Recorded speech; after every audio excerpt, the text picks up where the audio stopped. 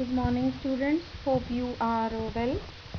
This is our first chapter on computers, that is about the computer memory. Memory is an important part, as in human being's brain is very important. In the same way, the memory is very important part of the computer. So let us start chapter 1, computer memory. Now the meaning of memory is it is a part of computer where different programs and data are stored. Now let us do types of memory. There are two types. First is primary memory and second is secondary memory.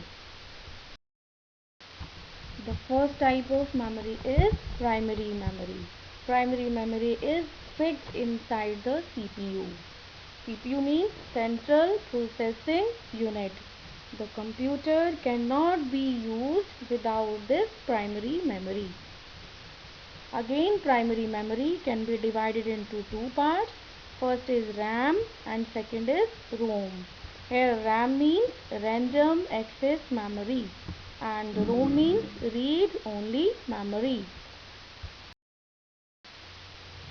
Now let us learn about RAM, that is random access memory.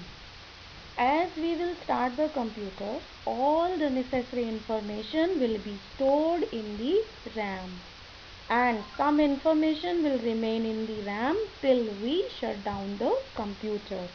This is the only reason that when we go to start a big program for the second time, and it will take less time as compared to the first attempt to start the computer.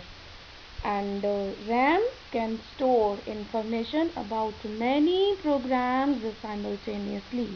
Apart from it, the speed of a computer depends on the RAM that is fixed inside it. Now, second type of primary memory is ROM. That means read only memory. It is also known as permanent memory. And the reason behind it, because the information that is stored in the ROM, it will remain even after shutting down the computer. ROM stores information that are required to start a computer. And this information is stored in the ROM while manufacturing a computer, and which we cannot alter thereafter.